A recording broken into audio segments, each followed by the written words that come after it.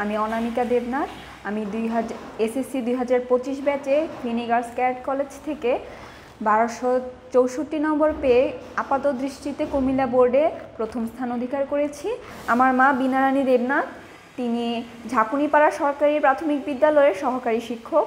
আমার বাবা দিলীপ কুমার দেবনাথ, তিনি উত্তরা গ্রুপ অফ ইন্ডাস্ট্রির এক্সিকিউটিভ ম্যানেজার। আর আমার বড় বোন পল্লবী দেবনাথ, সে ঢাকা বিশ্ববিদ্যালয়ে ফার্মাসি বিভাগের প্রথম বর্ষের শিক্ষার্থী। আমরা দুই বোন এবং আমরা দুই বোনই ফেনী গার্লস ক্যাডেট কলেজে পড়াশোনা করেছি। আমার বোন গত এইচএসসি 24 ব্যাচ।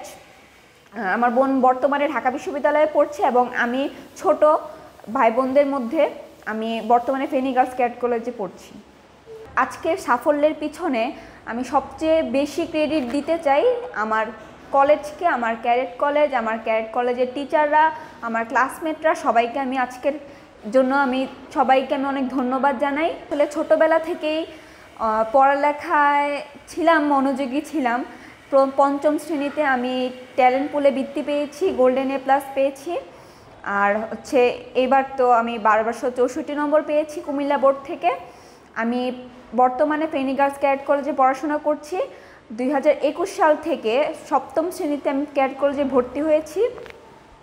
আর আমি ভবিষ্যতে আইটি ডেভেলপমেন্ট রিলেটেড রিসার্চ নিয়ে আমি কাজ করতে চাই।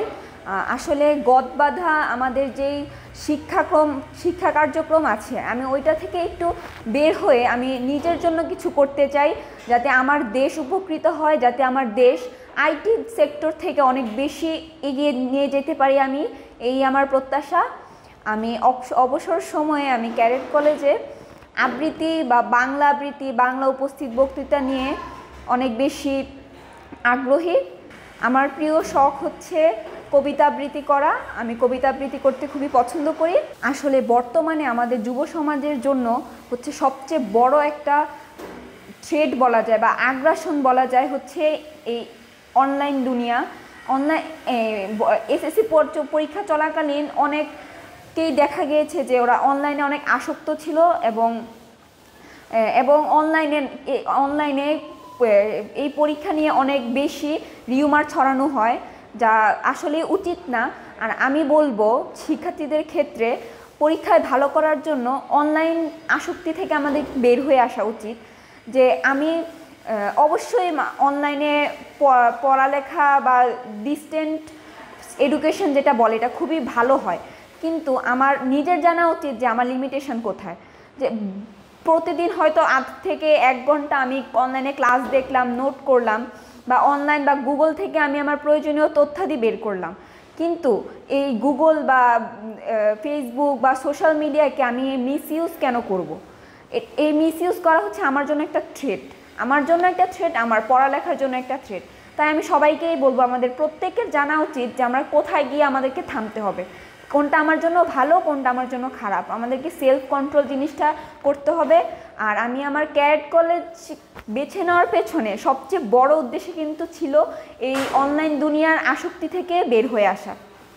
আমরা ক্যাডেট কলেজে সপ্তাহে 2 থেকে 3 দিন আমরা অনলাইন ক্লাস করার সুযোগ পাই, যেটা আমাদেরকে অনেকাংশেই লাভ হয় আমাদের, কিন্তু ওইটা কিন্তু আমাদেরকে এমন একটা কন্ট্রোলের মধ্যে রাখছে যেন আমরা অনেক বেশি আসক্ত না হয়ে যাই অনলাইন থেকে। তাই আমি বলবো সবারই একটা লিমিটেশনের মধ্যে থাকা উচিত। আমি এসএসসি পরীক্ষার আগের যেই প্রি টেস্ট থেকে টেস্ট পর্যন্ত যে সময়টা, ওই সময়টা একটা স্টুডেন্টের জন্য তার স্কিল ডেভেলপমেন্টের সময়, এবং একটা স্টুডেন্ট অবশ্যই জানে যে তার কোথায় ল্যাকিংস আছে, কোথায় কি ঘাটতি আছে, কোথায় কি পূরণ করতে হবে। তো আমি বলবো যে প্রি টেস্ট থেকে টেস্ট পর্যন্ত যে সময়টা, ওইটা যদি তোমরা ভালোভাবে কাজে লাগাও বেসিক ডেভেলপমেন্টের জন্য, তাহলে এটা তোমাদেরকে খুবই উপকৃত হবে তোমরা। আমি এসএসসির আগে 3 মাস প্রায় 8 থেকে 10 ঘন্টা আমি পড়াশোনা করেছি। আমি পড়াশোনার জন্য উপযুক্ত সময় সকাল 5:30 থেকে নাস্তার আগ পর্যন্ত, মানে 5:30 থেকে 8:30টার মতো। তো আমরা ক্যাডেট কলেজে নিয়ম শৃঙ্খলাবদ্ধ জীবনযাপনের মধ্যে আমি পড়ালেখার সময়টাকে 3 ভাগে বিভক্ত করেছি। একটা হচ্ছে 5:30 থেকে 8:30, আর একটা হচ্ছে নাস্তার পরের যে সময়টা লাঞ্চের আগ পর্যন্ত, আর একটা হচ্ছে লাঞ্চ থেকে রাত বা সন্ধ্যা পর্যন্ত যে সময়টা। তো সকালে আসলে আমাদের ফিজিওলজিক্যাল বা ফিজিক্যাল যেই ক্যাপাবিলিটি বা মাইন্ড ফ্রেশ থাকে, ওইটা হচ্ছে সকালে সবচেয়ে ভালো হয় যে পড়ালেখা, যে তুমি যুক্তিভিত্তিক যদি কিছু পড়ো, like physics, chemistry, higher math, এগুলো তুমি সকালে পড়ো তোমার জন্য অনেক ভালো হবে, তুমি অনেক ভালো মাইন্ডে এগুলো পড়তে পারবা। আর ব্রেকফাস্টের পরের যে সময়টা, ওই সময়টায় সবারই একটু ক্লান্তি বোধ হয়, ওই টাইমটাতে তুমি হচ্ছে বায়োলজি বা বাংলা বা যেই সাবজেক্টগুলো পড়ার সাবজেক্ট তুমি ওইগুলো চুজ করতে পারো। আর সন্ধ্যার যে পরবর্তী সময়টা, ওই সময়টা সম্পূর্ণ তুমি নিজের জন্য রাখবা, কারণ ওই সময়টায় যে সারাদিনের ক্লাসের যে পড়াটুকু বা আমি অনলাইন থেকে যা নোট করেছি সারাদিন, ওই টাইমটাতে তুমি ওইগুলা নিজের মধ্যে আয়ত্ত করবা, নিজে নিজে বুঝবা যে কি হচ্ছে না হচ্ছে। 1 ঘন্টা যদি তুমি 4-5টা ম্যাথও করো, এটাও তোমার জন্য অনেক, যদি তুমি বুঝে করো। আর আমি এটাই বলবো যে সব স্টুডেন্টেরই নিজে বুঝে নিজের ল্যাকিংসগুলো নিজে পূর্ণ করা। অবশ্যই আমাদের বাবা মা, স্যার ম্যাডাম বা অনলাইন থেকে আমরা হেল্প নিব, কিন্তু তার মানে এই না আমরা সম্পূর্ণ ডিপেন্ডেন্ট হব। Self dependent is the first K of success. তো আমি তাই বলবো যে তোমরা সবাই নিজের প্রতি বিশ্বাস রাখো আর নিজের ল্যাকিংসগুলো তোমরা এখন থেকেই মেটানো শুরু করো। আমি SSC 26 ব্যাচকে এই কথাটাই বলতে চাই। আর ছোটো মেয়ে অনামিকা দেবনাথ, সে আপনাদের সবার দোয়ায় SSC 2025-এ মানে আশাকাঙ্ক্ষা পূরণ করে সে একটা ভালো রেজাল্ট করছে।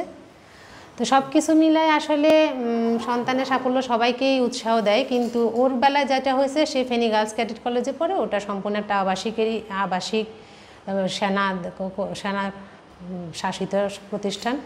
তো ওখানে অনেক রেস্ট্রিকশান, অনেক কষ্ট, এর মাঝেও যে সে নিজের পড়াশোনাটা ধরে রেখেছে বা শিক্ষকদের সম্পূর্ণ সহযোগিতা, ওখানে কিন্তু মা বাবা মাসে 1 দিন ছাড়া দেখা করতে দিত না। তো এই ক্ষেত্রে আমি বলবো মা বাবার চাইতে শিক্ষকদের অবদান অনেক বেশি ছিল। হয়তো ছুটিতে আসলে আমি যতটুকু সাপোর্ট দিয়েছি, কিন্তু ওখানে A to Z, সকালে ঘুম থেকে ওঠা থেকে রাত ঘুমানো পর্যন্ত টিচাররা প্রচুর কষ্ট করে বাচ্চাদের পিছনে। তো ওদের অবদানটাই সবচেয়ে বেশি। আর আপনারা সবাই ওর উজ্জ্বল ভবিষ্যতের জন্য দোয়া করবেন, যাতে সে আলোকিত একজন মানুষ হয়, ওর আলোয় যেন আলোকিত হয় আরও কয়েকটি জীবন, ও যাতে দেশের কল্যাণে দশের কল্যাণে নিজেকে বিলিয়ে দিতে পারে, সত্যিকারের একজন বড় মনের একজন মানুষ হয়। সাফল্য কি হবে সেটা আমি জানি না, উপরওয়ালা ও যেখানে ভালো করবে হয়তো ওটাই ওর জন্য নির্ধারিত হবে, কিন্তু সে যাতে একটা ভালো মনের মানুষ হয়, আপনারা দোয়া করবেন।